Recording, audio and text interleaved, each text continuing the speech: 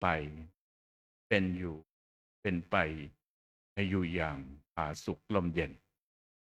ก็นี่เรียกว่าพระธรรมพระสงฆ์ก็จะประกอบไปด้วยพระอริยสงฆ์และสมมุติสงฆ์พระอริยสงฆ์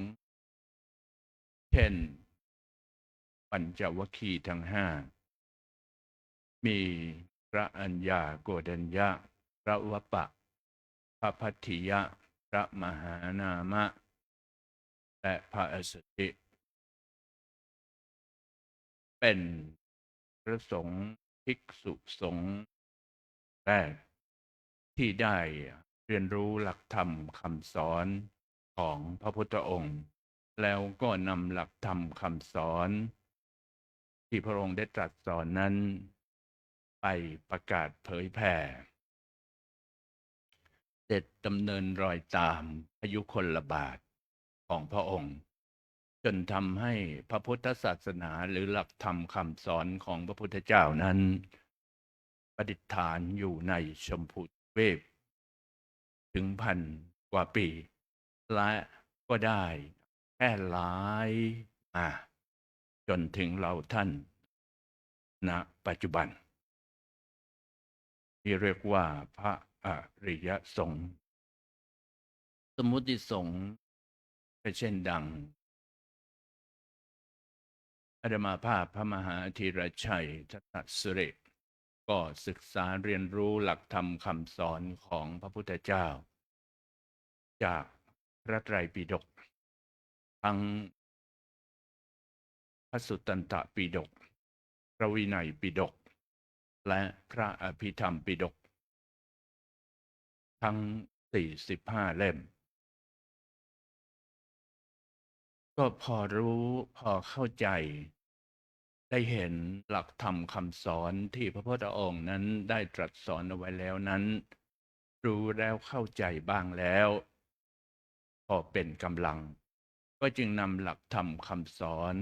ของพระพุทธเจ้านั้นมาเทศแสดงปาฐกถาธรรมแต่เรา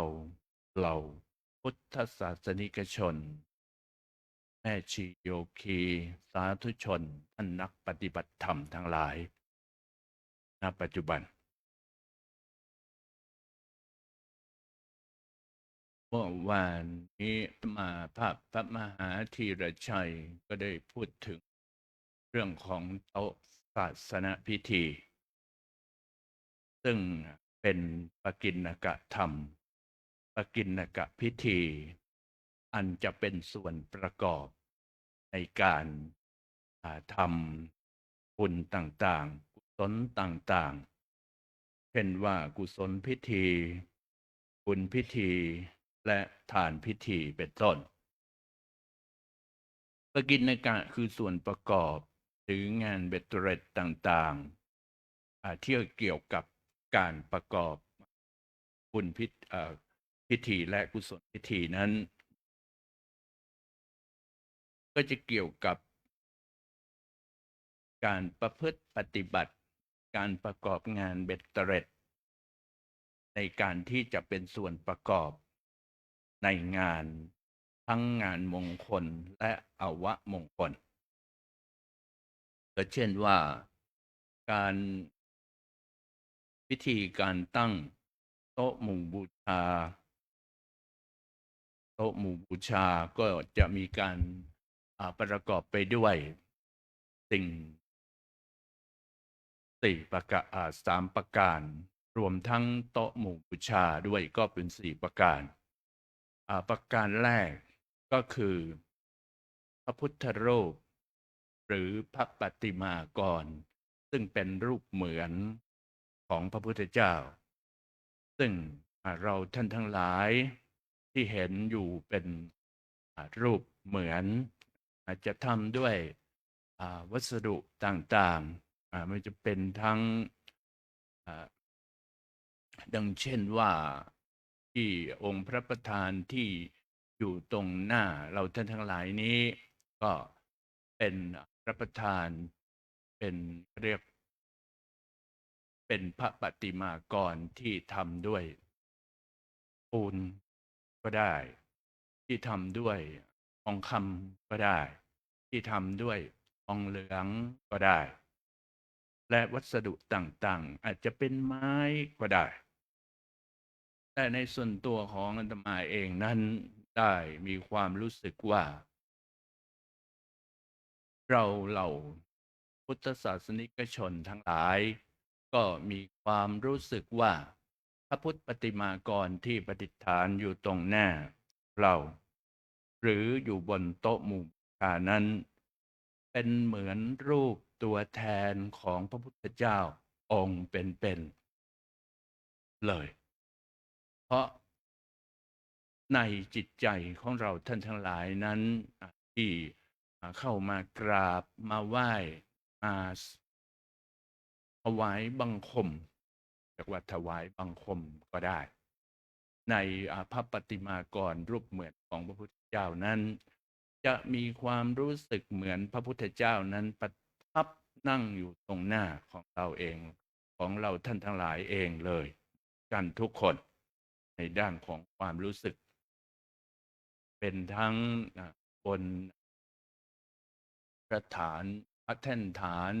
ที่เป็นที่ประดิษฐานรูปพระประติมากร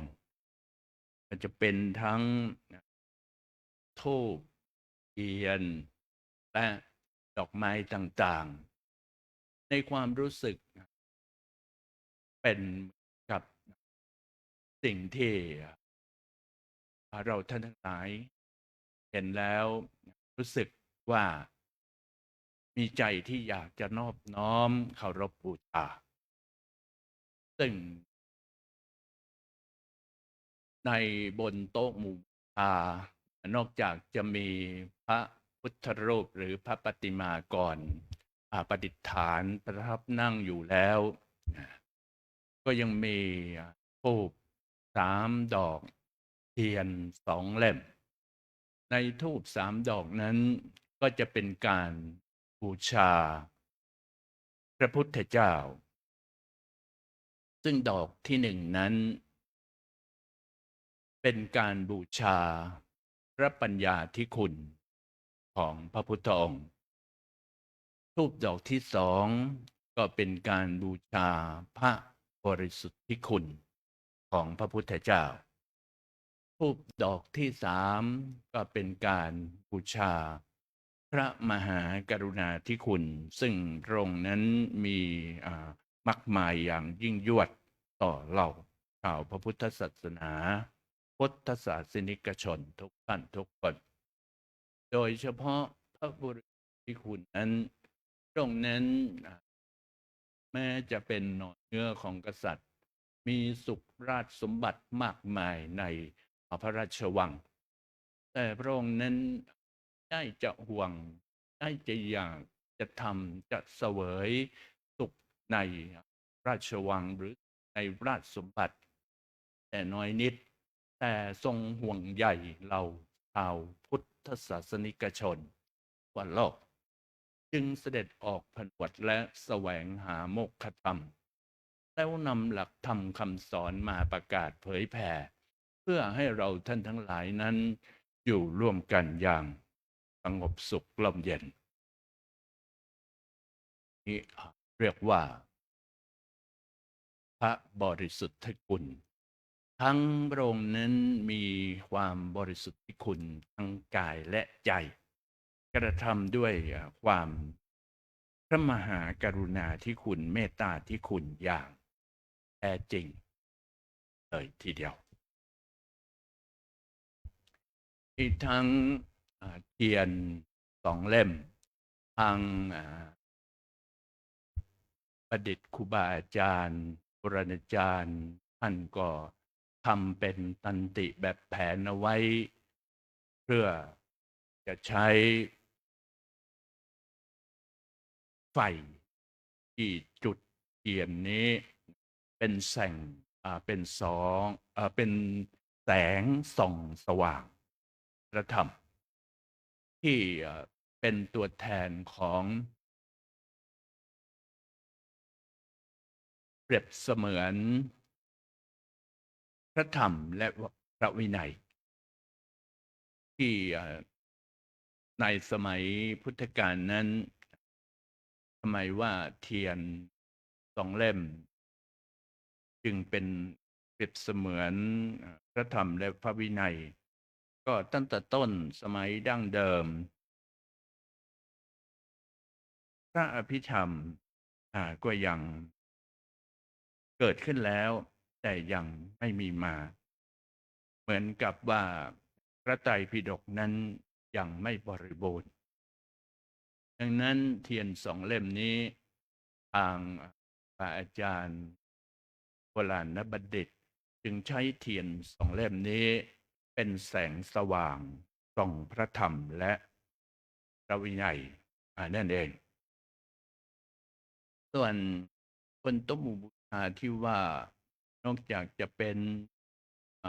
พระประติมากรหรือพระรูปประดิษฐานอยู่ธูป3 ดอกปักเพื่อเป็นการบูชาคุณของพระพุทธเจ้าอยู่เทียน2 เล่มเป็นเหมือนส่องแสงสว่างแห่งพระธรรมวินัยแล้วยังมี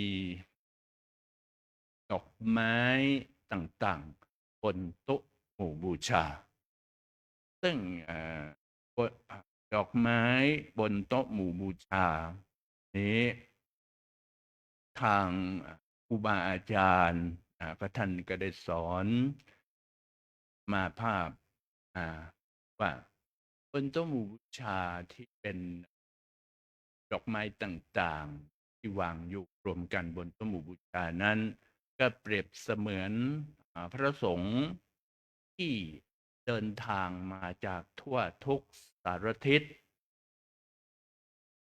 ที่จะมากราบถวายบังคมกราบเจ้ารวมกันเปรียบเสมือนว่าพระสงฆ์ในทิศต่างๆทั้ง4ทิศทั้งใต้ภาคอีสานภาคตะวันออกเฉียงเหนือหรือภาคอีสานนั้นรวมเข้ามาเพื่อมาเฝ้าพระพุทธเจ้านั่นเองเหมือนดังครั้งที่องค์สมเด็จพระสัมมาสัมพุทธเจ้าทรงได้ตรัสรู้ได้9 เดือนก็ได้มีหมู่ภิกษุสงฆ์1,250 รูปมาเฝ้าแล้วก็พระเจ้าพิมพิสารก็ทรงมองเห็นว่าเมื่อพระพุทธเจ้าตรัสรู้แล้วประกาศศาสนามาได้9 เดือนก็มีภิกษุสงฆ์มากขึ้นจึงได้ยกสถานที่วัดพระเวฬุวันสร้างเป็นสถานที่อารามแล้วก็สร้างวิหารถวายแด่องค์สมเด็จพระสัมมาสัมพุทธเจ้าพร้อมกับภิกษุสงฆ์สาวกเพื่อเป็นที่อยู่ที่พักที่อาศัยก็เพื่อวัดพระเวฬุวันที่อยู่ในประเทศอินเดียนั้นก็เป็นวัดแรกที่พระเจ้าพิมพิสารได้สร้างถวายให้แก่สงฆ์โดยมีสมเด็จพระสัมมาสัมพุทธเจ้าเป็นองค์ประธานเพื่อเป็นที่พำนักพักอาศัย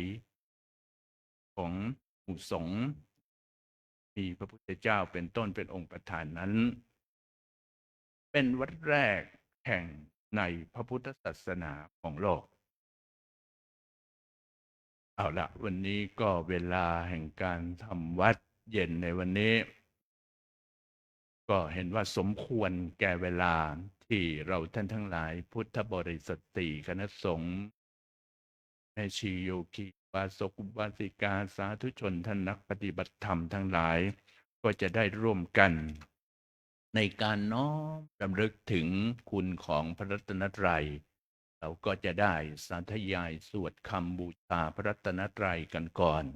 แล้วเราก็จะได้รำลึกถึงคุณของพระพุทธเจ้าโดยการที่เราจะสาธยายสรรเสริญเทิดทูน คุณงามความดีประโยชน์ความดีที่องค์สมเด็จพระสัมมาสัมพุทธเจ้าพระพุทธองค์ได้สร้างเอาไว้แล้วก็จะได้สาธยายพระธรรมคุณสรรเสริญคุณของพระธรรมเป็นพระธรรมที่ดีซึ่งจะมีอยู่ในตัวที่เรากำลังสาธยายอยู่ในหนังสือเล่มนี้แล้วพระสงฆ์ทั้งอริยสงฆ์และสมมุติสงฆ์ที่ได้ช่วยกันดำเนินตามมาถึง 2,000 กว่าปีจนทำให้พระพุทธศาสนามั่นคงจนปันให้เราท่านทั้งหลายได้รู้ได้เข้าใจจนถึงก็นิมนต์เจริญพรเปิดหนังสือคำบูชาพระรัตนตรัยหนังสือเล่มใหญ่เล่มข่าวนี้เปิดไปที่หน้าที่1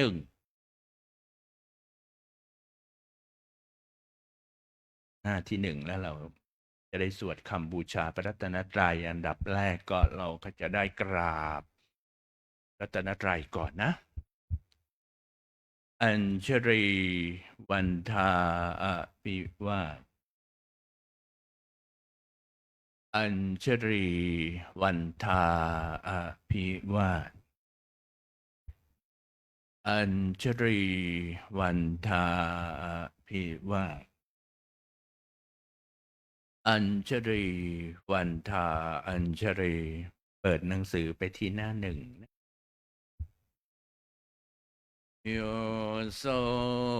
ภะคะวะอะระหังสัมมาสัมพุทโธพระผู้มีพระภาคเจ้านั้นพระองค์ใดเป็นพระอรหันต์ดับเพลิงกิเลสเพลิงทุกข์สิ้นเชิงตรัสรู้ชอบได้โดยพระองค์เองตวาคาโตเยนะภะคะวตาธัมโมพระธรรมเป็นธรรมมันพระผู้มีพระภาคเจ้าพระองค์ใดตรัสไว้ดีแล้วสุปฏิปันโนยัสสัมภะคะวะโตสาวกสังโฆพระสงฆ์สาวกของพระผู้มีพระภาคเจ้าพระองค์ใดปฏิบัติดีแล้วตัมมยังภคะวันตังสัทธัมมังสัสสังฆังเอเมหิสการเรหิยทารังอโรปิเตหิอภิปูชยามาข้าพเจ้าทั้งหลายขอบูชาอย่างยิ่งซึ่งพระผู้มีพระภาคเจ้าพระองค์นั้นพร้อมทั้งพระธรรมและพระสงฆ์ด้วยเครื่องสักการะทั้งหลายเหล่านี้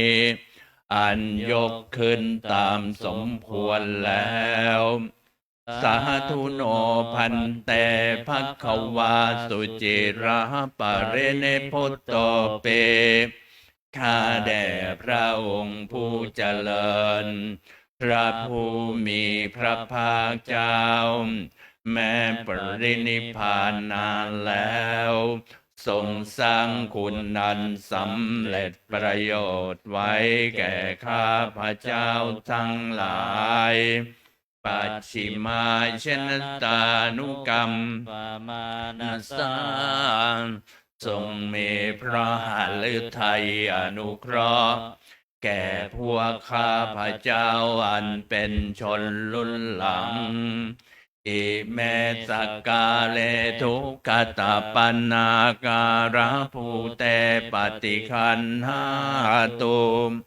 ขอพระผู้มีพระภาคเจ้าจงรับเครื่องสักการะ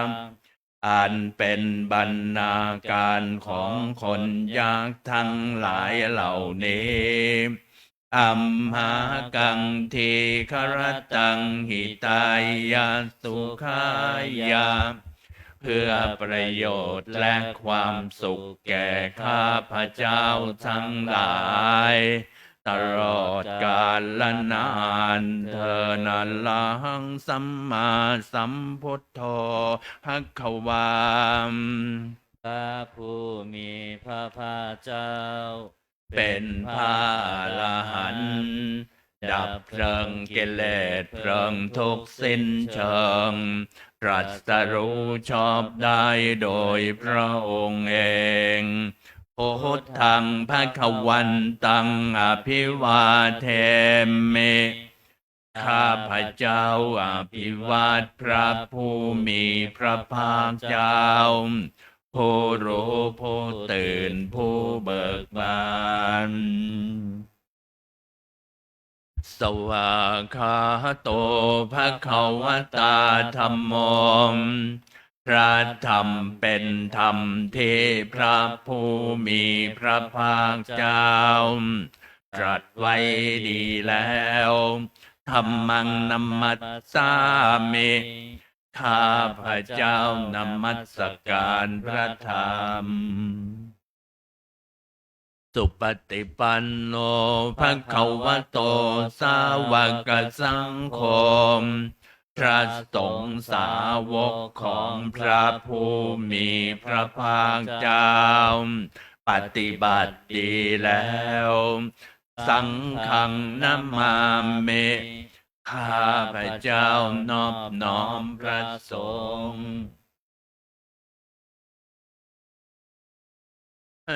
ธรรมยังพุทธัสสะภะคะวะโตปุพพาคณมการังกะโรมาเสนะโมตัสสะภะคะวะโต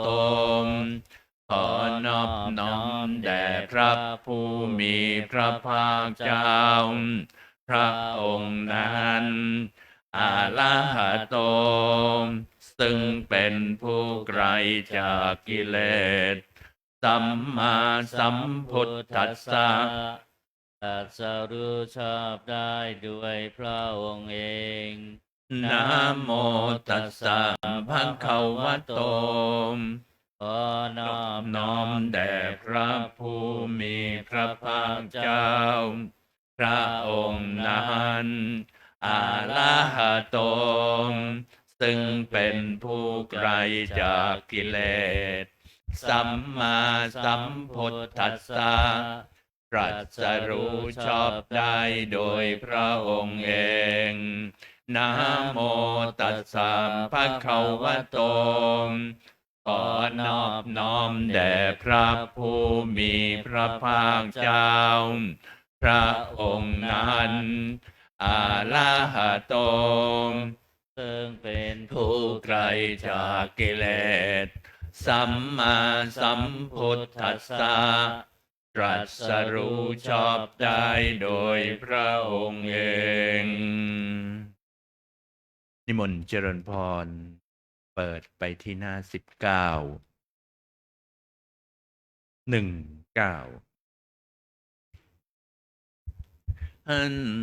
ธรรมยังพุทธานุสตินยังกโร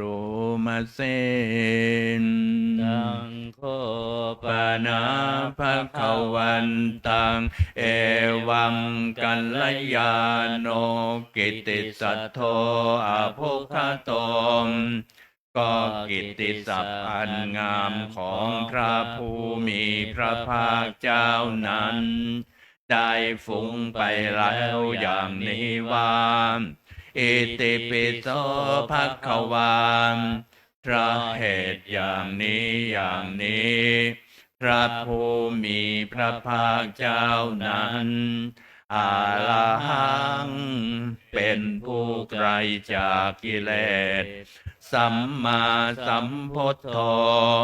เป็นผู้ตรัสรู้ชอบได้โดยพระองค์เองเวชชาจรณะสัมปันโนเป็นผู้ถึงพร้อมด้วยวิชาและจรณะสุขโตเป็นผู้ไปแล้วด้วยดีโลกวิทูเป็นผู้รู้โลกอย่างแจ่มแจ้งอนุตตโรปุริสธรรมสารเท เป็นผู้สามารถฝึกบุรุษที่สมควรฝึกได้ อย่างไม่มีใครยิ่งกว่าศรัทธาเทวมนุษย์สานัง เป็นครูผู้สอนของเทวดาและมนุษย์ทั้งหลายพุทโธเป็นผู้รู้ผู้ตื่นผู้เบิกบานด้วยธรรมภักควาติ เป็นผู้มีความจำเริญจำแนกธรรมสั่งสอนสัตว์ดังนี้นัมมยังพุทธาภิคิติงกโรมาเตม พุทธวาลาหันต ตวรตาทิคุณาพิยุตโตมพระพุทธเจ้าประกอบด้วยคุณ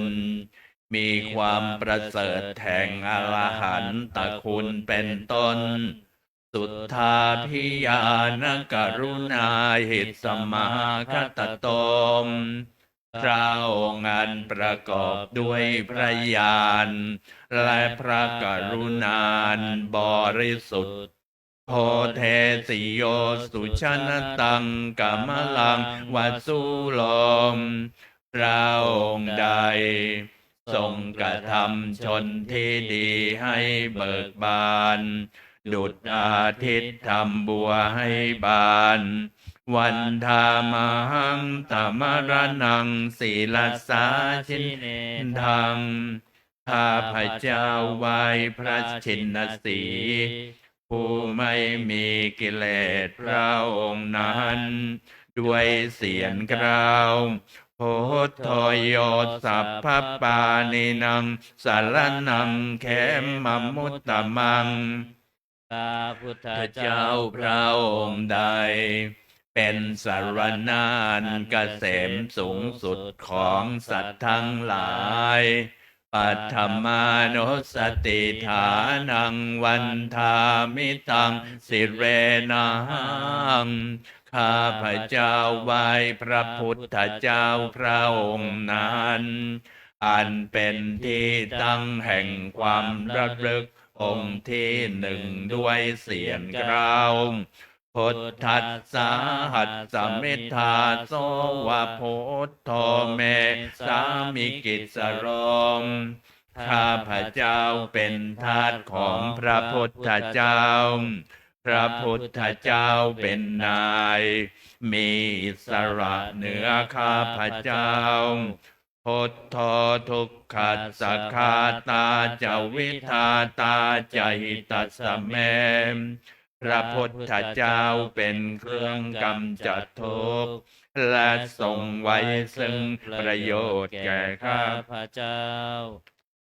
ทัสสะหังนิยาเทมิสริรันวิตันจิตทังข้าพระเจ้ามอบกายถวายชีวิตนี้แด่พระพุทธเจ้า วันทันโตหังจริตสามิพุทธัสเสวสุโพธิตังข้าพระเจ้าผู้ว่าอยู่จากประพฤติตามซึ่งความตรัสรู้ดีของพระพุทธเจ้านาทิเมสารนังอัญญังพุทโธเมสารนังวลังสารณะอื่นของข้าพระเจ้าไม่มี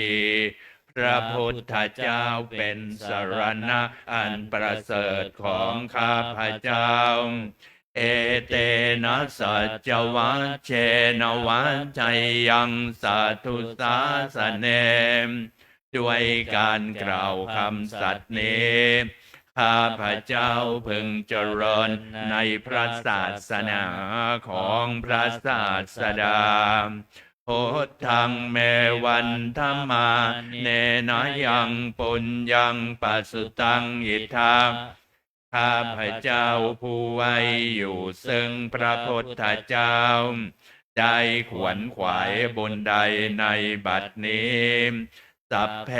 ปิอันตราย ยาเมมาเหตุงตัสสะเตชัสสามอันตรายทั้งปวงอย่าได้มีแก่ข้าพเจ้าด้วยเดชแห่งบุญนั้นกายเยนะวาจายวเจตสาวามด้วยกายก็ดีด้วยวาจาก็ดีด้วยใจก็ดีพุทเทกุกัมมังปะกตังมยายังกรรมนาติเตียนอันใดที่ข้าพเจ้ากระทำแล้วในพระพุทธเจ้าพุทโธปฏิคันหตัวจยันตังขอพระพุทธเจ้าจงงดซึ่งโทษล่วงเกินอันนั้นกาลันตะเลสังวลิตุงวพุทเทเพื่อการสำรวมระวังในพระพุทธเจ้าในการต่อไปอันธรรมยังธรรมานุสตินยังกโรมาเสมสวาคาโต ภะคะวตาธัมโมพระธรรมเป็นสิ่งที่พระผู้มีพระภาคเจ้าตรัสไว้ดีแล้วเป็นทิฏฐิโกเป็นสิ่งที่ผู้ศึกษาและปฏิบัติพึงเห็นได้ด้วยตนเองอากาลิโกเป็นสิ่งที่ปฏิบัติได้และให้ผลได้ไม่จำกัดการเอหิปัสสิโกเป็นสิ่งที่ควรกล่าวกับผู้อื่นว่าท่านจงมาดูเถิดโอปนายิโกเป็นสิ่งที่ควรน้อมเข้ามาใส่ตัวปัจจตังเวทิตโพวินโยเหเตเป็นสิ่งที่ผู้รู้ก็รู้ได้เฉพาะตนดังนี้ธรรมยังธรรมาภิกิติงกโรมาเสมสวาคาตตาทิคุณโยกวเสนาสยมพระธรรมเป็นสิ่งที่ประเสริฐเพราะประกอบด้วยคุณคือความที่พระผู้มีพระภาคเจ้าตรัสไว้ดีแล้วเป็นต้นโยมัคคปากปริยติวิโมคเพโทมเป็นทันมันจำแนกเป็นมรรคผลปริยัติและนิพพานธัมโมกุโรกปัตตนากทัทธาริธาเรเป็นธรรมทรงไว้ซึ่งผู้ทรงธรรมจากการตกไปสู่โลกที่ชั่ววันธามหังตัมมหารังวลธรรมเมตังข้าพเจ้าไหว้พระธรรมมันประเสริฐนั้นอันเป็นเครื่องขจัดเสียซึ่งความมืดธัมโมโยสัพพปานินังสัลลนังเขมมุตตมังพระธรรมใดเป็นสารณะอันเกษมสูงสุดของสัตว์ทั้งหลายทุติยานุสติฐานังวันธามิตังสิเรนังข้าพเจ้าไหว้พระธรรมนั้นอันเป็นที่ตั้งแห่งความระลึกองค์ที่สองด้วยเสียงกล่าวธัมมาสาหัสมิทาโสวธัมโมเมสามิกิสโรมข้าพเจ้าเป็นทาสของพระธรรมพระธรรมเป็นนายมีอิสระเหนือข้าพเจ้าธัมโมทุกขัสสะคาตาจวิทาตาจหิตัสสะเมพระธรรมเป็นเครื่องกำจัดทุกข์และทรงไว้ซึ่งประโยชน์แก่ข้าพเจ้าธรรมัสสาหังนิยาเทมิสริรันชีวิตันจิตทัง ข้าพเจ้ามอบกายถวายชีวิตนี้แด่พระธรรมวันทันโตหังจริสามิธรรมัสเสวสุธรรมตังข้าพเจ้าผู้ไว้อยู่จากประพฤติตามซึ่งความเป็นธรรมดีของพระธรรมนัตถิเมสารนังอัญญังธรรมโมเมสารนังวลังสรณะอื่นของข้าพเจ้าไม่มีพระธรรมเป็นสรณะอันประเสริฐของข้าพเจ้าเอเตนะสัจจวัชเชนวันไทยังสาธุสาสเนด้วยการกล่าวคำสัตย์นี้ข้าพเจ้าพึงเจริญในพระศาสนา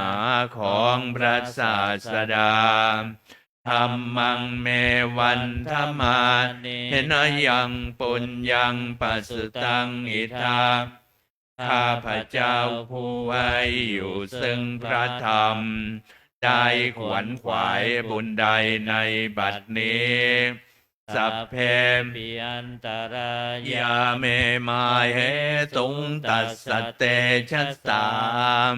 อันตรายทั้งปวงอย่าได้มีแก่ข้าพเจ้าด้วยเดชแห่งบุญนั้นกายเยนวาจายวเจตสาวามด้วยกายก็ดีด้วยวาจาก็ดีด้วยใจก็ดีธรรมเมกุกัมมังปะกตังมยายังกรรมนาติเตียนอันใดที่ข้าพเจ้ากระทำแล้วในพระธรรมธัมโมปฏิคันหตุอจยันตังขอพระธรรมจงงดซึ่งโทษล่วงเกินอันนั้นกาลันตะเลสังวลิตุงวธรรมเมเพื่อการสำรวมระวังในพระธรรมในการต่อไปอันมยังสังขานุสตินยังกโรมาเสมสุปฏิปันโนภะคะวะโตสาวกสังโฆสงฆ์สาวกของพระผู้มีพระภาคเจ้าปฏิบัติดีแล้วโอชุปฏิปันโนภะคะวะโตสาวกสังโฆสงฆ์สาวกของพระผู้มีพระภาคเจ้าปฏิบัติตรงแล้วยายะปฏิปันโนภะคะวะโตสาวกสังโฆสงฆ์สาวกของพระผู้มีพระภาคเจ้าปฏิบัติเพื่อรู้ธรรมเป็นเครื่องออกจากทุกข์แล้วสามีจิปฏิปันโนภะคะวะโตสาวกสังโฆสงฆ์สาวกของพระผู้มีพระภาคเจ้าปฏิบัติสมควรแล้วยะทิทังได้แก่บุคคลเหล่านี้คือจัตตาริปุริสยุคานิอัตถาปุริสปุคลาผู้แห่งบุรุษสี่คู่นับเรียงตัวบุรุษได้8บุรุษเอสาภะคะวะโตสาวกสังโฆนั่นแหละสงฆ์สาวกของพระผู้มีพระภาคเจ้าอาหุนายโยมเป็นสมควรแก่สักการะที่เขานำมาบูชาปาหุนายโยมเป็นสมควรแก่สักการะที่เขาจัดไว้ต้อนรับภักขินายโยมเป็นผู้ควรรับทักษิณาทานอัญชรีกาลนิยมที่บุคคลทั่วไปควรทำอัญชรีอนุตตลังปุญญเขตังโลกัสสติ เป็นเนื้อนาบุญของโลกไม่มีนาบุญอื่นยิ่งกว่าดังนี้ธรรมยังสังฆาภิกิติงกโรมาเสม สัทธรรมโชสุปฏิปติคุณาทิยุตโตมพระสงฆ์ที่เกิดโดยพระสัทธรรมประกอบด้วยคุณมีความปฏิบัติดีเป็นต้นโยธาพิโทอริยปุคลสังฆเสโตมเป็นหมู่แห่งพระอริยบุคคลอันประเสริฐ8 จำพวกศีลาทิธรรมปวลาสยกายจิตตมมีกายและจิตอานาศัยธรรมมีศีลเป็นต้นอันบวรวันธามหังตมริยานัคนังสุทังข้าพเจ้าไหว้หมู่แห่งพระอริยเจ้าเหล่านั้นอันบริสุทธิ์ด้วยดีสังโฆโยสัพพปานินังสารนังเขมมุตตมังพระสงฆ์หมู่ใดเป็นสารณาอันเกษมสูงสุดของสัตว์ทั้งหลายตาติยานุสติฐานังวันทามิตังสิเวนะหังข้าพเจ้าไหว้พระสงฆ์หมู่นั้นอันเป็นที่ตั้งแห่งความระลึกองค์ที่3ด้วยเสียงกล่าวสังคัสสาหัสสมิทธาโสวะสังโฆเมสามิกิสโรม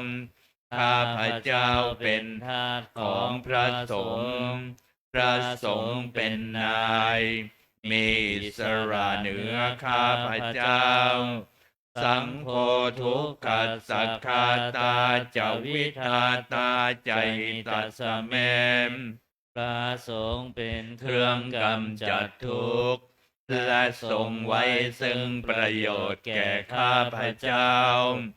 สังคัสสาหังนิยาเทมิสริรันชีวิตันจิตทังข้าพเจ้ามอบกายถวายชีวิตนี้แด่พระสงฆ์วันทันโตหังจริสามิตังคัสโสปฏิปันนตังข้าพเจ้าผู้ไว้อยู่จากประพฤติตามซึ่งความปฏิบัติดีของพระสงฆ์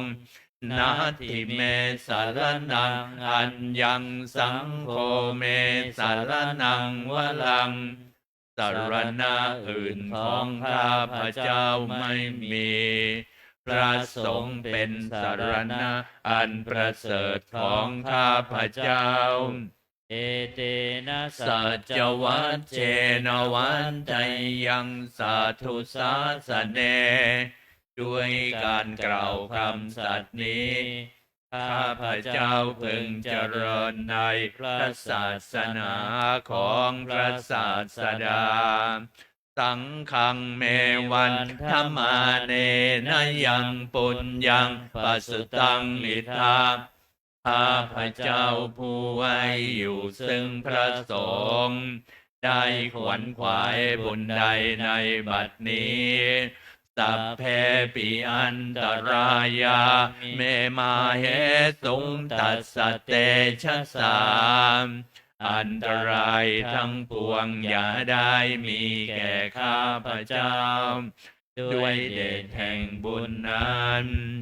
กายเยนะวาจายวเจตสาวามกายก็ดีด้วยวาจาก็ดีด้วยใจก็ดี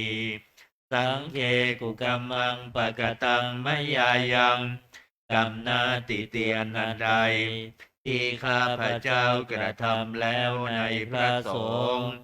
สังโฆปฏิคันนตัวจยันตัง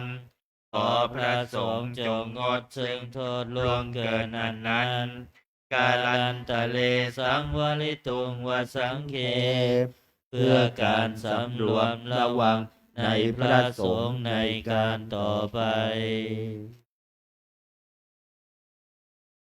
มนต์เจริญพรเปิดไปที่หน้า38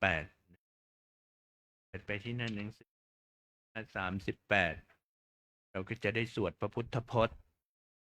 ยาวตรัสรู้ได้9เดือนก็ทรงแสดงโอภาสพระปฏิโมกขถา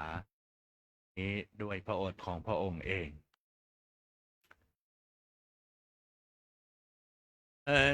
ธรรม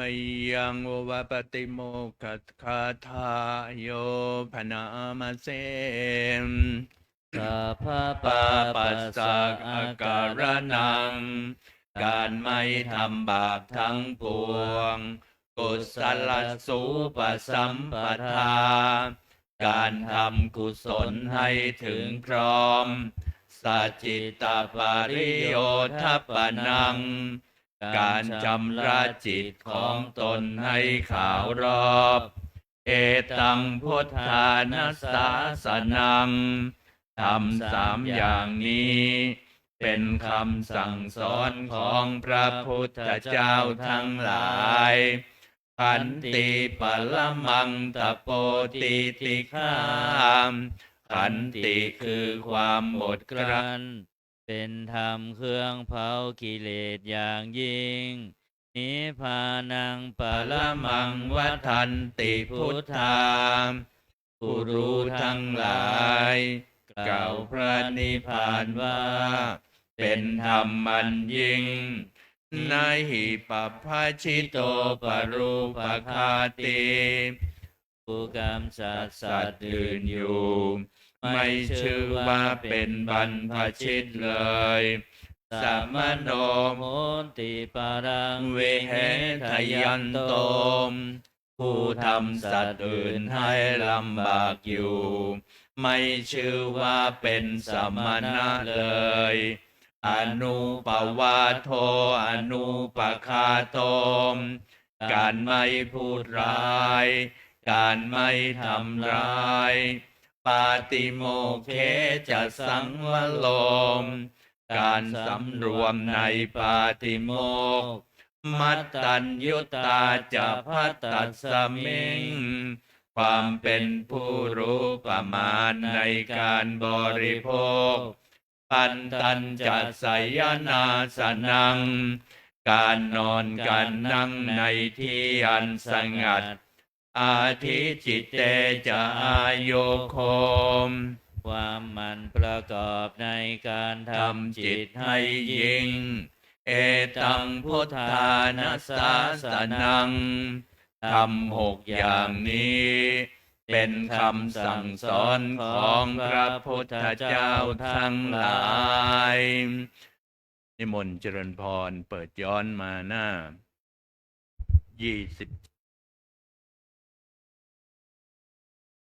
เปิดหน้ามาหน้าหนังสือเล่มขาวมาหน้า27ก็จะได้สวดพระพุทธพจน์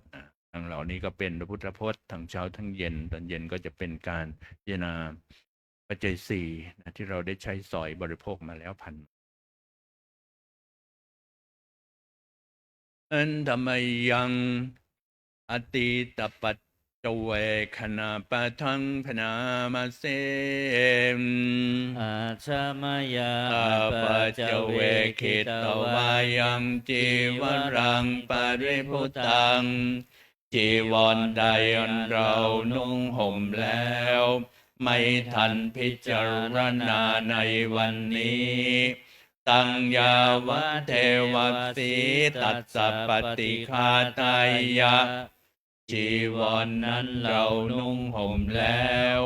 เพียงเพื่อบำบัดความหนาวอุณหัสสะปฏิฆาตายะเพื่อบำบัดความร้อนดังสมกัสสวาตาตปะสิริงสปะสัมปัสสานังปฏิฆาตายะเพื่อบำบัดสัมผัสอันเกิดจากเหลือบยุงลมแดดและสัตว์เลื้อยคลานทั้งหลาย ยาวะเทวะหิริโกปินาปฏิชาธนาทังและเพียงเพื่อปกปิดอวัยวะอันให้เกิดความละอายอาชมยาปัจเจเวกิตวายโยปินทปาโตปริพุตโตบิณฑบาตใดอันเราฉันแล้วไม่ทันพิจารณาในวันนี้โสนิวันทวายาบิณฑบาตนั้นเราฉันแล้วไม่ใช่เป็นไปเพื่อความเพลิดเพลินสนุกสนานนามาทายาไม่ใช่เป็นไปเพื่อความเมามันเกิดกำลังพลังทางกายนามันดานายาไม่ใช่เป็นไปเพื่อประดับนาเวโพสนายาไม่ใช่เป็นไปเพื่อตกแต่งยาวะเทวะอิมาสกายสัทธิติยาแต่ให้เป็นไปเพื่อความตั้งอยู่ได้แห่งกายนี้ยาปนายาเพื่อความเป็นไปได้ของอัตภาพเวหิงสุปรติยาเพื่อความสิ้นไปแห่งความลำบากทางกายพระมจาริยานุคาหายาเพื่ออนุเคราะห์แก่การประพฤติพรหมจรรย์อิติปุรานันจะเวทนังปฏิหังคามิด้วยการทำอย่างนี้เราย่อมระงับเสียได้ซึ่งทุกขเวทนาเก่าคือความหิวนาวันจะเวทนังนาอุปาเทสามิและไม่ทำทุกขเวทนาใหม่ให้เกิดขึ้นยาตราจะเมภวิสติอนวัชตาจะภาสุวิหาโลจติอันหนึ่งความเป็นไปโดยสะดวกแห่งอัตภาพนี้ด้วยความเป็นผู้หาโทษมิได้ด้วยและความเป็นอยู่โดยผาสุกด้วยจักมีแก่เราดังนี้อัจฉมยาปัจเจเวกิตวายังเสนาสนังปริพุตังเสนาสนะใดเราใช้สอยแล้วไม่ทันพิจารณาในวันนี้ตังยาวะเทวสีตัสสะปฏิฆาตายาเสนาสนะนั้นเราใช้สอยแล้วเพียงเพื่อบำบัดความหนาวอุณหัสสะปฏิฆาตายาเพื่อบำบัดความร้อน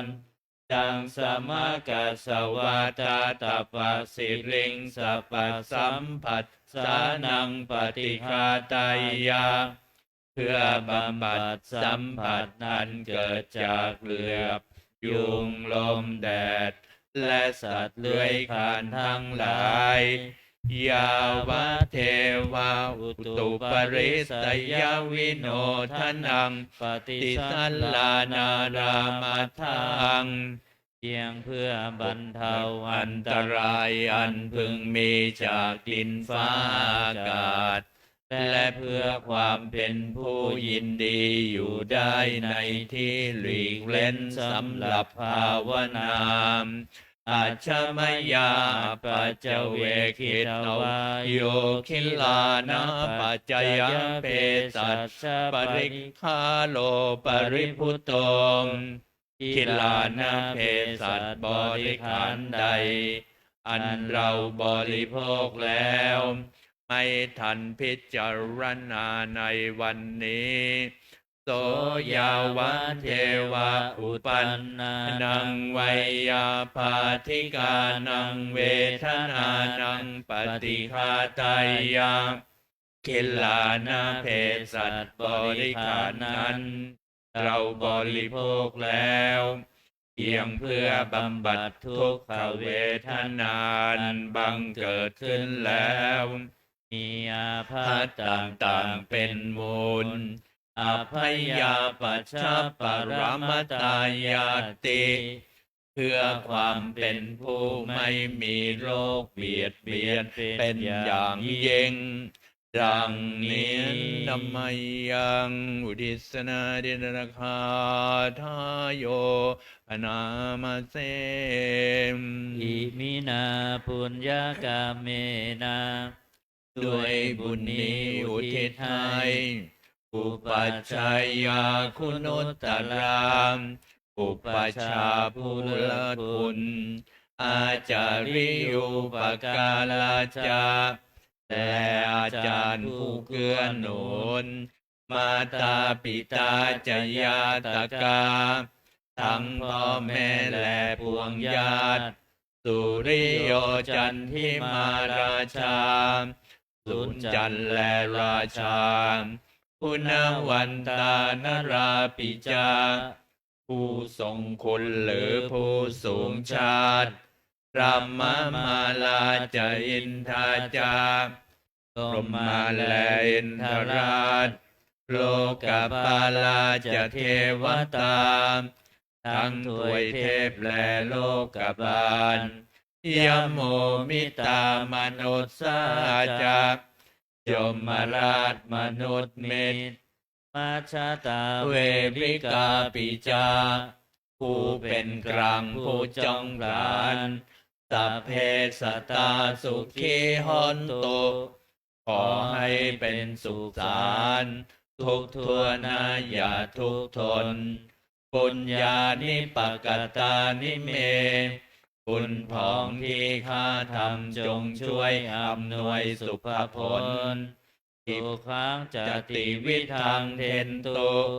ให้ ให้ สุ สุ ข ข สา สาม ม อ อย่ า ย่าง ง ล้ ล้ น น อิ อิ ปั ปั ง ง ปา ปา เป เป ท ท โว โว ม ม ตั ตั ง ง ให้ ให้ โล โล ก ก ถึ ถึ ง ง นิ นิ พ พ พา พาน น พ พ ลั ลั น น อิ อิ มิ มิ นา นาปุ ปุ ญ ญ ญ ญาก ก ร ร ร ร ม ม เม เม นา นา ด้วยบุญนี้ที่ ที่ เรา เรา ท ท ำ ำ อิ อิ มิ มิ นา นา อุ อุ ทิ ทิ ศ ศ เส เส นา นา จา จา และ และ อุ อุ ทิ ทิ ศ ศ ให้ ให้ พ พ ว ว ง ง สั สั ต ต ว์ ว์ ทิ ทิ ป ป า า หั หั ง ง สุ สุ ร ร เพ เพ เจ เจ วาว า เราพลันได้ ได้ ซึ่ ซึ่ ง ง กา การ ร ตั ตั ด ด ตัน อุ อุ ปา ปา ทา ทาน น เฉ เฉ ท ท นั นั ง ง ตัว ตั ตั ณ ณ หา หา อุ อุ ปา ปา ทา ทาน น เย เย สั สั น น ตา ตา เน เน หิ หิ นา นา ธ ธ ร ร ร ร มา มา สิ่ สิ่ ง ง ชั่ ชั่ ว ว ใน ใน ด ด ว ว ง ง ใจ ใจ ยาวานิพพานโตมะมัง กว่าเราจะถึงนิพพานนั นั ส ส สั สั น น ตุ ตุ สั สั พ พ พ พ ทา ทา เย เยว า า มาลายสิ้นจากสันดานยะถาชาโตภเวภเว ทุกภพที่เราเกิด โอชุจิตตังสติปัญญา มีจิตตรงและสติทั้งปัญญาอันประเสริฐ สันเลโควิริยัมหินานพร้อมทั้งความเพียรเลิศ เป็นเครื่องขูดกิเลสหาย มาลาลพันตุโนกาสัง โอกาสอย่าเพึงมีแก่ แก่หมู่มารสิ้นทั้งหลาย กาตุนจะวิริเยสุเม เป็นช่องปัทุสร้าย ทำลายล้างความเพียรจม พุทธาทิปาวโลนาโทมพระพุทธผู้บวรนาถธัมโมนาโทวรุตตโมมพระธรรมที่พึงอุดม นาโทปัจเจกพุทโธจาพระปัจเจกพุทธสมสังโฆนาโทตโรมะมัง ทบพระสงฆ์ที่พึงพยอง เตโสตมานุภาเวนะด้วยอานุภาพนั้น มาโล ก กา สังลพันตุมาอย่าหมู่มารอย่าได้ช่อง ทั ทั ส ส สะ สะ ปุ ปุ ญ ญ ญา ญา นุ นุ ภา ภา เว เว นะ นะ ด้วยเด เด ช ช บุ บุ ญ ญ ทั้ ทั้ ง ง สิ สิ บบ ป้ ป้ อ อง ง มาโลกาสังลพันตุมา อย่าเปิดโอกาสแก่มารเถินนิมนต์เจริญพรหยิบหนังสือมนต์ ธีเล่มเหลืองขึ้นมาก่อนเนาะ แล้วก็เปิดหนังสือเล่มเหลืองนะมนต์พิธีเล่มนี้ในหน้า39 แล้วก็จะได้สวดปะพะโตปะมะคถาคือบทยถาปิเสลาที่ทางสงฆ์คณะเรียกว่าสวดพระพุทธมนต์การอุทิศส่วนผลบุญนั้นเนี้ยต่อไป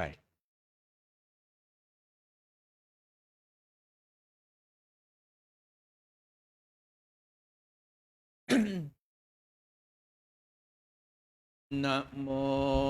ตัสสะภะคะวะโตอะระหะโตสัมมาสัมพุทธัสสะนะโมตัสสะภะคะวะโตอะระหะโตสัมมาสัมพุทธัสสะนะโมตัสสะภะคะวะโตอะระหะโตสัมมาสัมพุทธัสสะพุทธังสรณังคัจฉามิธัมมังสรณังคัจฉามิสังฆังสรณังคัจฉามิทุติยัมปิพุทธังสรณังคัจฉามิทุติยัมปิธัมมังสรณังคัจฉามิทุติยัมปิสังฆังสรณังคัจฉา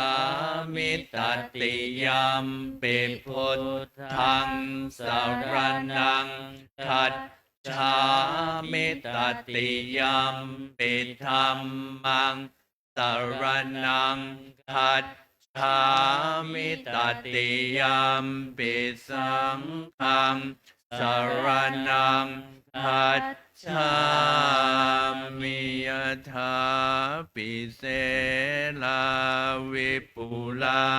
นะพังอาหาจัปปหัตตาสัมมันตาอนุปริญญายงเนปเทนตาจตุคิสาเอวังชราจะมัจจุจาทิวัตตันติปานิโนคาติเยมธรรมนิเวเสสุเทจันดาลปุกุเสนกินจิปาริวัตเชติสัพพเมวาพิมัตถตินันตัตถาหัตถินังภูมินรัตถานังนปัตติยานะจาปิมันไตยุตเทนัสสกกาเชตุงทันเนนะวาตัสสมัยปันติโตโปโสสัมปัสสังอัตตมัตตโนพุทเทธัมเมจะสังเขจะทิโรสัทธังนิเวสเกโยธรรมจาริกายเยนวาจายะอุทาเจตัสสะอิเทวนังปัสสังสันติเปจัสสักเคปโมทัตติยาสัสสัทธ าตถาคเตอจาราสุปฏิทิตาสีลันจยัสสกัลยานังอริยกันตังปัสสังติตังสังเคปัสสาโทยัสสัตถิอุชุปุตันจะทัสสนังอัทธลิตโทติตังอาหุอโมคันตัสสะชีวิตังตัสสมาสัตทันจะสีลันจะปัสสาทังธัมมทัสสนังอนุยุนเชธเมธาวิสลังพุทธานัสสาสนันติยังเวนนิพพานญาณตามญาณังบุพเพมปวัตตเตมตัสเสวะวิสัยเยมภูตามยายังธรรมนิยามตามอนิจจตาทุกขตาจาสัพเพสังจานาตตามตัสสาปะกังตังยังสัมพุทเทนะภาสิตังสาธุนังญาณจาเรนะยถาพุทเทนะเทสิตังโยนิโสปฏิปัตตยทังตังสุตตันตังนามาเสนเอวเมสุตังเอกังสมัยยังภควาสาวัตถิยังวิหารติเชตวันเนอนาชาเป็นติกาสะอาราเมตราตระโคภควาภิกขุอามันเตสิภิกขโวติพัทธันเตติเตภิกขุภควโตปัจจัสโสสุงภควาเอตัทถโวจะอุปาทาวาภิกขเวตัทธาคตานังอนุปาทาวาตัทธาคตานังอิตาวัสสาธาตุธรรมมัทธิตตาธรรมนิยามตาสัพเพสังขาราอนิจจาติตังตถาคโตอภิสัมพุทธติอภิสัมเมติอภิสัมพุทธจิตตวาอภิสัมเมตวาอาจิคติเทเสติปัญญเปติปัตถเปติวิวัรติวิภัชชติอุตานิกโรติสัพเพสังขาราอนิจจติอุปาทาวาภิกขเวตัทธาคตานังอนุปาทาวาตัทธาคตานังอิตาวัสสาธาตุธรรมัทธิตตาธรรมนิยามตาสัพเพสังขาราทุกขาติตังตถาคโตอภิสัมพุทธติอภิสัมเมติอภิสัมพุทธ ชิตวาอภิสัมเมตวาอาจิคติเทเสติปัญญเปติปัจจเปติวิวัรติวิภัชชติอุตตานิกโรติสัพเพสังขาราทุกขาติอุปาทาวาภิกขเวตถาคตานังอนุปาทาวาตถาคตานังอิตาวาสาธาตุธรรมัตทิตตาธรรมนิยามตาสัพเพธรรมาอนัตตาติตังตถาคตมอภิสัมพุทธติอภิสัมเมติอภิสัมพุทธชิตวาอภิสัมเมตวาอาจิคติเทเสติปัญญเปติปัตถเปติวิวัรติวิภัชชติอุตตานิกโรติสัพเพธรรมาอนัตตาติอิธัมมโวจะภควาอัตตมนาเตภิกขุภควโตภาสิตัง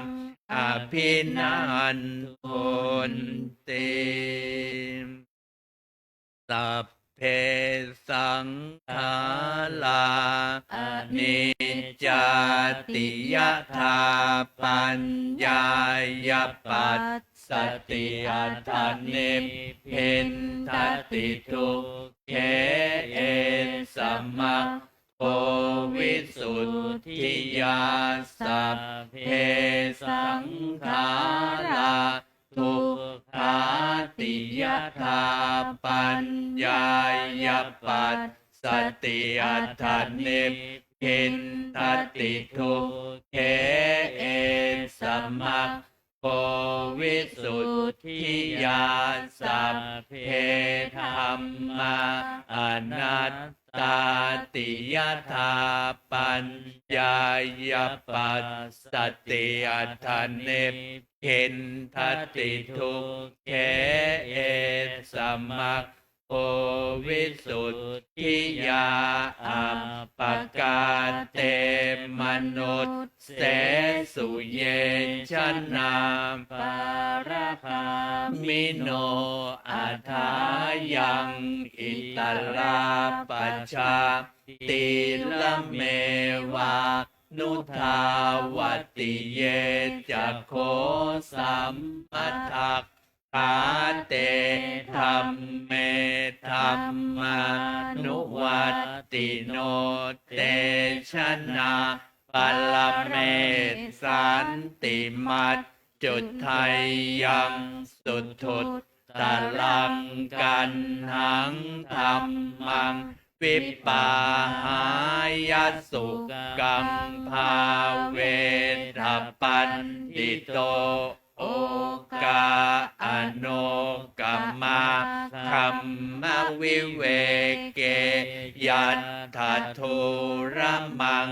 ตรัตตราภิลติมิตชัยยหิตตวากาเมอากินจโนปาริโยทัปปัยยะอัตตานังจิตตกัลเลเสหิปันติโตเยสังสัมโพธิยังเกสุสัมมาจิตตังสุภาวิตังอาทานปฏินิสสักเคอนุปาทายะเยรตาขีนาสวาชุติมันโตเตโลเกปรินิพพุตตาติอวิชชาปัจจ จัยยาสังขาราสังขารปัจจัยยาเวนญาณังเวนญาณปัจจัยยานามรูปังนามรูปปัจจัยยาสัลลายตนังสัลลายตนะปัจจัยยาปัสโสปัสสะปัจจัยยาเวทนาเวทนาปัจจัยยาตัณหาตัณหาปัจจัยยาอุปาทานังอุปาทานปัจจัยยาภโวภวปัจจัยยาชาติชาติปัจจัยยาชรามรณังโสกปริเทววัทุกขโทมนัสสุปายาสาสัมภวันติเอวเมตัสสะเกวลัสสะทุกขังขันธัสสะสมุทัยโยโหติอวิชชายัตตะเววะอเสสวิราคานิโรธาสังขารนิโรโธสังขารนิโรธาวิญญาณนิโร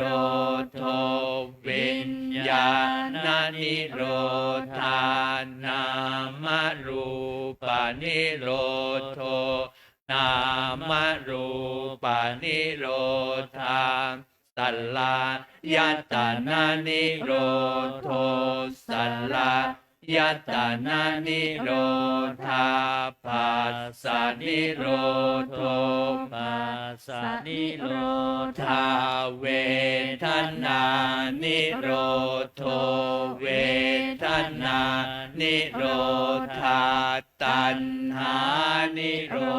โธตัณหานิโรธาอุปาทานนิโรโธอุปา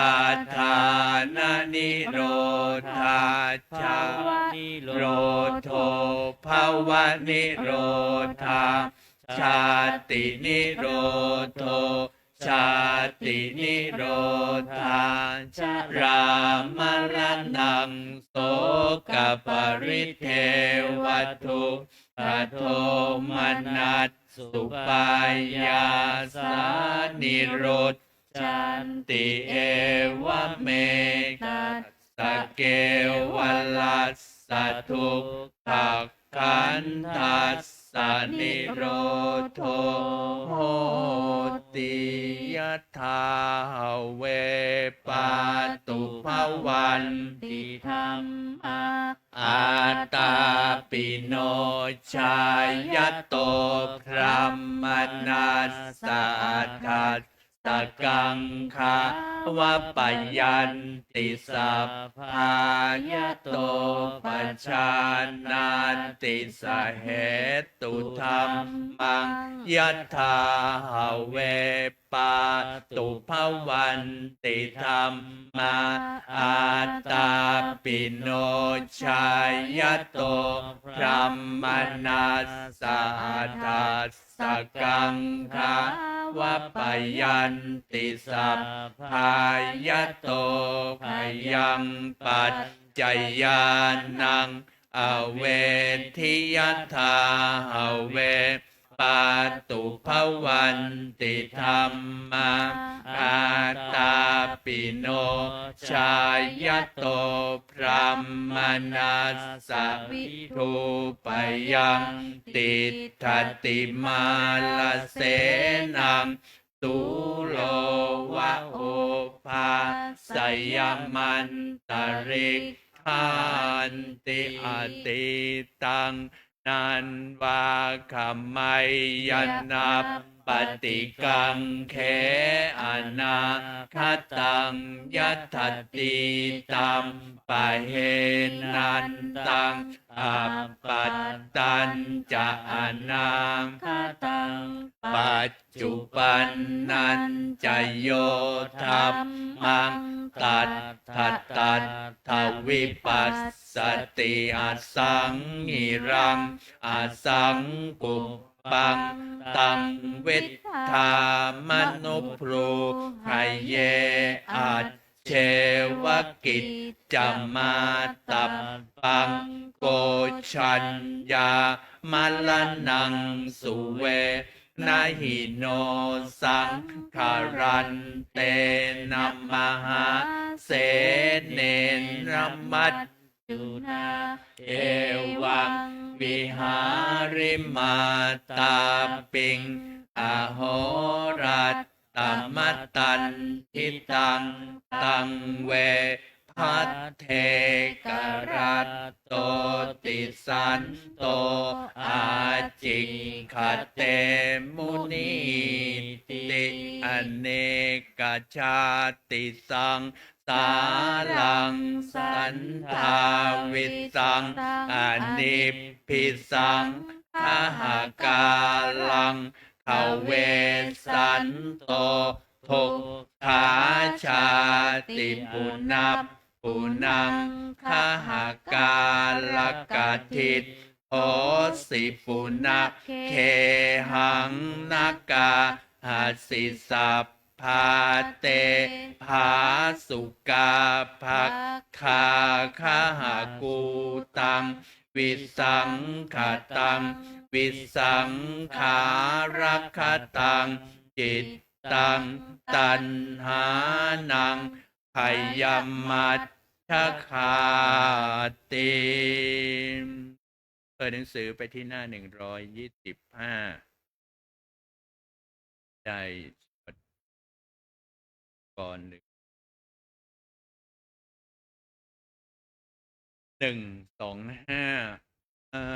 นิจจวัตตสังขาราอุปาทวยธรรมมิโนมอุปชิตวานิโรชันติเตสังโวปัสสโมสุโมสัพเพสัตตามรันติจา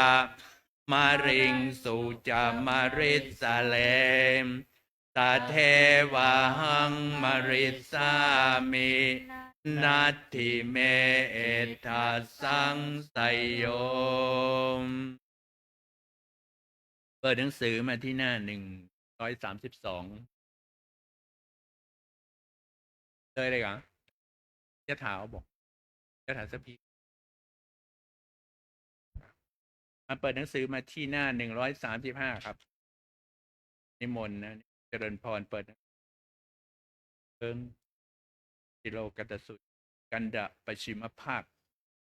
อัฏฐาสิเมนะอัฏฐาสิเมอากาสิเม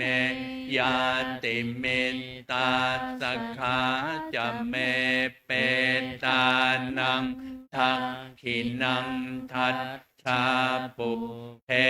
กตมนุษสลังนหิรุณนังวาโสโกวายาวันยาปริเทวนานัตตังเปตานามัตถายะเอวังติทันติยาตโยอายัญจะโคทักขินาทินนาสังคัมมิสุปฏิหิตาทิคารตังหิตายัสสัทธานัสโสอุปกัปปติโสยาติธรรมโมจายังนิทัสสิโตเปตานปูชาจักตาอุราลาพลันจะภิกขุนัมมนุปปัทถินังตุมเหหิปุญญังปัสสุตังอนัปปการเตภวตุสัพพมังคาลัง รักขันตุสัพพเทวตาสัพพพุทธานุภาเวนะสัทธาโสเถภวันตุเตภวะตุสัพธัมมังคารังรักขันตุสัพเทวตาสัพธรรมานุภาเวนะสัทธาโสเถภวันตุเตภวะตุสัพธัมมังคลังรักขันตุสัพพเทวตาสัพพสังฆานุภาเวนะสัทธาโสเถภาวันตุเตแล้วช่วงลำดับต่อไปก็เจริญพรเจริญพร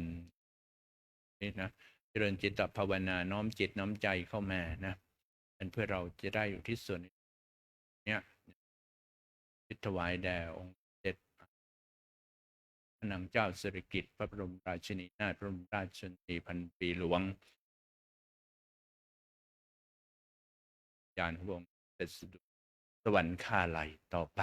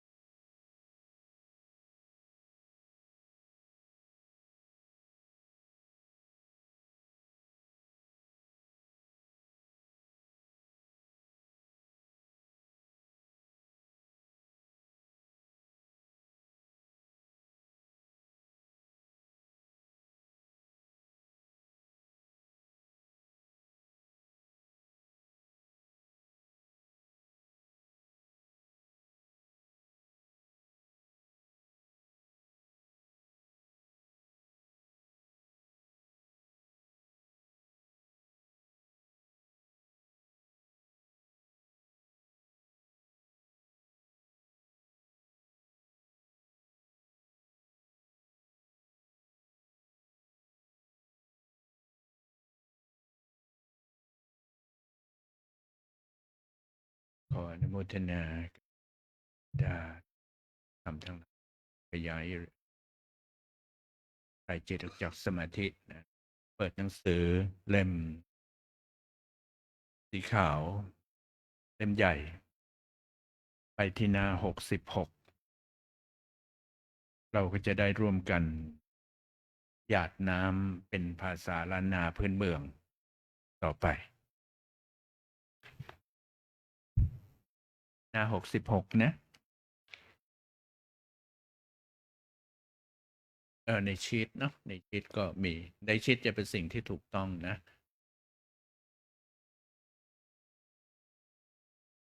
สื่อก็จะคลาดเคลื่อนนิดหนึ่งเอทังทานากัมมังนิพพานาปัจจายโยโหตุโนนิจังทังศีลกัมมังนิพพานาปัจจายโยโหตุโนนิจังอิทังภาวนากัมมังนิพพานาปัจจายโยโหตุโนนิจังยังกินเจสาลังกัตตพังกัมมังสัพเพหิเฮหิกาตังปุญญังโนอนุโมทันตุสุนันตุพนโตเยเทวาตามิงทาเน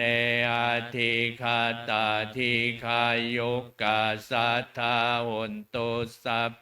สัตตาสุขีอัตตานังปะเลหะลันโตมาตาปิตาตุทุกขาปามนจันตุสัพเพยาตักกาสุขิตาหนตุทุกขาปามนจันตุสัพเพยาตักกาสุขิตาหนตุทุกปามนจันตุสัพเพปิสาสัพเพยัคขาสัพเพเปตาสุตาหนตุทุกขาปามนจันตุสัพนักขตาสุขิตาหนตุทุกขาปามนจันตุสุขิตาหนตุทุกขาปามนจันตุอาจาริยุปัจจายาสุขิตาหนตุทุกขาปามนจันตุสัมปติโยสามิชันตุก็นิมนต์มันคุกเข่าขึ้นเทพบุตรเทพธิดาตามมัธยาศัยว่าจะได้เนาะอันธามิพุทธังสัพพะเมวัตโตสังฆามัทธาเมพันเทวันธามิธัมมังสัพพะเมวัตโตสังฆามัทธาเมพันเทวันธามิสัพพังสัพพะเมวัตโตสังฆามัทธาเมพันเทวันธามิอโรปัจจัยยาจาริเยสัพพะเมโทสังฆามัทธาเมพันเตวันธามิกัมมัฏฐานังสัพพะเมวัตโทสังฆามัทธาเมพันเตวันธามิธาเมพัทธาสิสัพพะเมวัตโตสังฆามัทธาเมพันเตวันธามิติยังสัพพังสัพพัทธาเนสุปฏิทิตาสาลีลาธาตุมหาโพธิงพุทธาลูปังสกาลังสาธานาคาโลเกเทวะโลเกพระมะโลเกชัมพูทิเปลังกาทิเปสาลีลาธาตุโยเกสาธาตุโยพ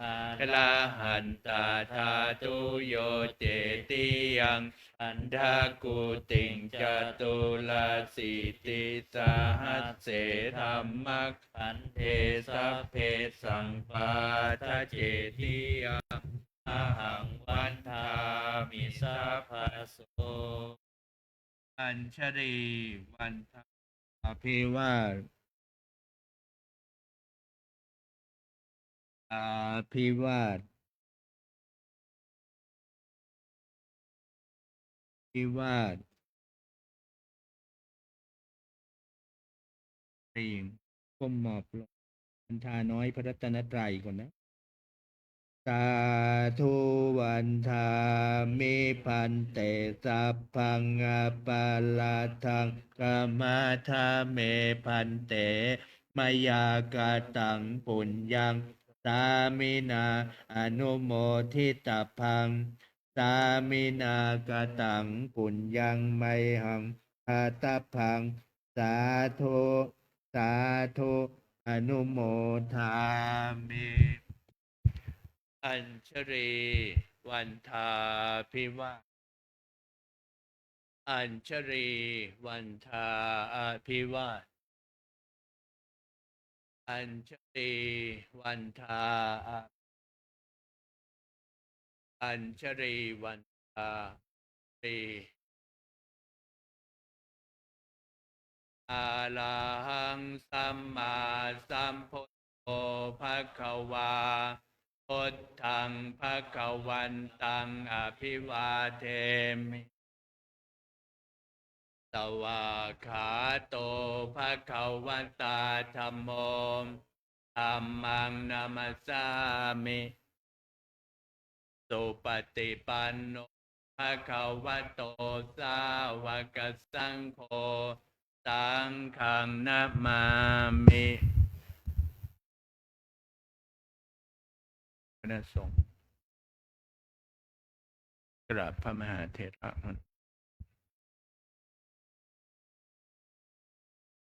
อัญชรีวันทาอภิวาทอัญชรีวันทาอภิวาทอัญชรีวันทาอภิวาทอัญชรีวันทาอัญชรี ขอเชิญแม่ชียกน้อมกับการพร้อมกันค่ะอัญเชลีอัญเชลีวันพิว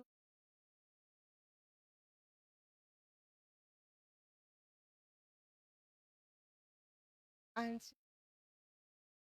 อัญ ยัตตาโรธรรมวัฏันติอายุวันโนสุขังพระลังไปอธิบายนิดหนึ่งนะจริงๆวันทาน้อยวันทาหลวงวันทาน้อยแล้วเนี่ยถ้าเป็นสมัยหลวงปู่อยู่ท่านไม่ไหว้พระแล้วนะถือว่าจบแล้วเสร็จพิธีแล้วไม่ต้องอรหังสัมมาแล้วตามสมัยเดิมนะแต่ทีนี้ไม่รู้อ่ะเราก็งงไงเราก็จะกลับ จริงๆครูบาอาจารย์นั้นทำอย่างนั้นเนาะวันทาหลวงวันทาน้อยคือจบละครบหมดแล้วไม่ต้องอรหังสัมมาอีกแล้วนะจบบริบูรณ์แล้ว